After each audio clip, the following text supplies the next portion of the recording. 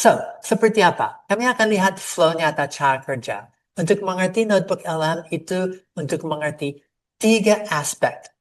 Kau lihat dan nanti lihat bersama. Notebook LM punya bagian kiri yang adalah sources. Jadi dibagi 3 ya Pak. Kalau Ya. saya ingat notebook LM itu ada 3 kolom. Bukan Kolom, ingat, you sudah kerja ya, pagi ini kemana atau apa lama ya. ya. Kolom yang pertama tuh sources, Betul. sumber bahan. Dan sumber bahan itu bisa text, itu bisa notes, itu bisa PDF, itu bisa URLs, itu bisa articles, itu bisa YouTube. Dan so saya tahu apa yang saya mau. Ya. Dan sebagai contoh, saya bikin satu yang punya 50 AI Talks. Itu sudah AI Talks 50 sekarang. Banyak banget. Dan so, semuanya bisa sampai 50 bahan di dalam. Saya tahu itu sebagai sumber bahan. Jadi sumber bahan itu maksimum 50 ya Pak? 50 Ya. per satu notebook. Tapi saya bisa bikin beberapa notebook LMs. Ya. Tapi salah satu notebook LM bisa 50. Saya bisa tahu URLs, Ya. berarti links kepada halaman dan artikel. Saya bisa tahu hampir apapun. So, bagian pertama, kiri, bagian untuk taruh bahan. Ya. Nah, itu akan memakan, menelan, dan itu akan memproses, meng-AI kan, dan bikin satu GPT pribadi kecil berdasar data itu. Sekarang, Tapi sources itu kalau cuma satu juga nggak apa-apa kan Pak?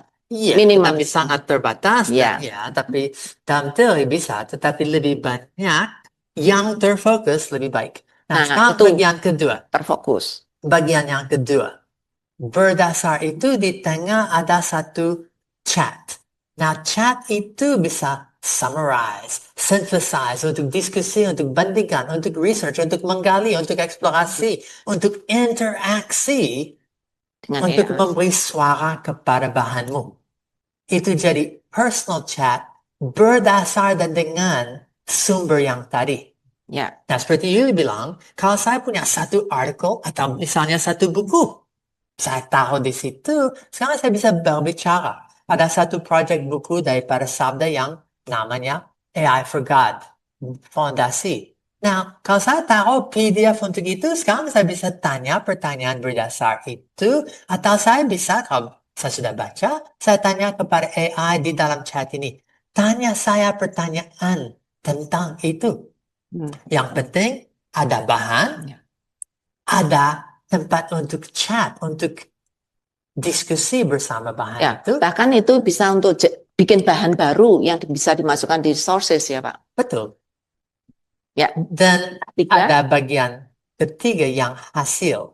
Itu mulai dengan nama studio, dan di dalam studio itu Anda bisa bikin podcast, Ya. audio, atau Menarik. bisa bikin mind map, bisa bikin video overview, dan video overview itu sangat bagus, dan itu akan coba untuk ringkas semuanya dan menyampaikan dalam 3-7 menit. Itu bisa juga dipakai untuk bikin slide deck. Nah, ini fungsi yang baru, tetapi nanti akan lihat. Slide deck itu seperti PPT. Itu PowerPoint, ya, seperti Google tapi Slides. PDF. Itu bisa dalam PDF, tetapi slides akan satu persatu dan bisa lihat kurang lebih 10 slides yang akan merangkum atau tergantung, dan ada cara untuk mengkustomisasi hasil custom. Ya. Nanti akan lihat. Dan ada infografis. Nah, infografis itu akan ada 2 contoh sebentar lagi. Bisa bikin laporan, flashcards untuk uji, you mengerti tidak, atau untuk melatih. Saya punya tugas dari sekolah, saya tahu, dan saya bikin flashcards untuk menguji. Saya tahu atau tidak tahu. Dan lebih daripada itu, saya bisa bikin quiz. Saya guru, saya pakai bahan.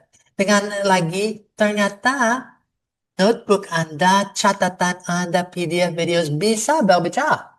And dengan baik. Nah, sekarang ini contoh. Ini berdasar AI Talks. Ini infografis ya Pak? Ini satu infografis, dan semua AI Talks dimasukkan dalam itu, dan itu ambil dan tahu, oh, ini mengenal AI Talks, satu gerakan dari AI for God.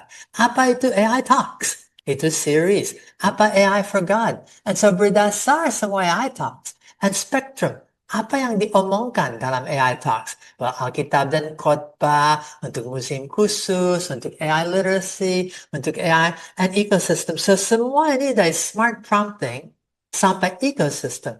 Ternyata ini satu lagi, berdasar dari yang sama. Ini untuk fondasi strategis dan sampai multiplikasi pelayanan, GC AI for God. Dan contoh-contoh daripada studi Alkitab, sekolah minggu, counseling dan doa, AI sebagai assistant dan bukan tuan. Apa strategi respons kita? And kalau saya lihat seperti ini, itu cara lain untuk lihat dari yang sama. Ini tentang AI for God sebagai panduan strategis. Semua ini berdasar dari yang sama, tapi dengan pertanyaan dan fokus yang beda. So, apa mindset AI for God? Digital assistant. Bagaimana AI akan ada terus-menerus dan mengubah segalanya. And AI itu harus dalam order yang benar. Bagaimana untuk bisa interaksi? Dasar dari AI for God itu bisa fokus dengan benar. Dan fokus utama kepada Tuhan, tapi berdasar fokus bisa interaksi dengan AI. Dan seperti apa aplikasi praktis dalam musim Lent atau Paskah untuk pendalaman Alkitab dan AI. Kalau mau multiplikasi khotbah. Dan bagaimana sebagai organisasi bisa pivot dalam pelayanan. Dan ada contoh. Ini satu yang lagi. Dan saya memberi satu bisa dilihat bersama yang ini. Mengenal AI Talks. Dan di dalamnya masa depan, kalau lihat di bawah, format baru. AI Now, AI How. Semua ini diambil daripada AI Talks. And jangkauan dan intensitas edukasi. Sessionsnya, roadshows, expo. Apa yang melengkapi AI Talks? And spectrum topic dari teologis sampai hands-on. Semua ini. Jadi Pak Max itu semua sources, semua bahan, itu Pak Max bisa bikin 3-4 infografis tergantung dari lihat, ya. Saya tahu sources dan sources ini hanya AI Talks. Ya. Tidak ada lagi. Dan itu ada diskusi, belajar banyak, tetapi khususnya saya pakai ini untuk bikin infografis. Ya, jadi 4 infografis dari bahan yang sama karena Pak Max memberi perintah custom berbeda-beda cara melihatnya. Tapi lebih dari itu, kalau saya pakai GPT yang biasa tidak mungkin. Tidak bisa. Tapi berdasar data, 50 presentasi. Jadi fokus sekali datanya. Sangat fokus, sangat tepat. Dan kalau saya mau ambil salah satu, saya bisa. So, seperti apa? Manfaat utama dan learning insights.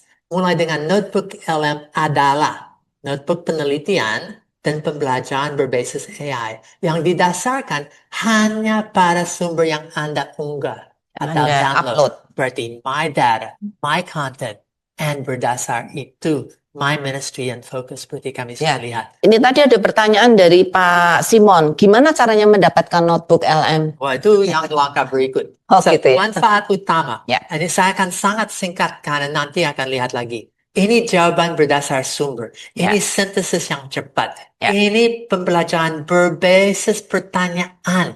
Interaksi. Tidak hanya diterima buta. Yang ini bisa menghubungkan konsep, pola, and apa mind map. Dan ada fungsi mind map yang luar biasa. And ini custom learning. Kami sudah ngomong tentang just-in-time learning, learning on demand. Ini adalah alatnya. And conversation learning. Itu punya fokus, main kata silakan, dan efficiency. Ini luar biasa. Ada manfaat.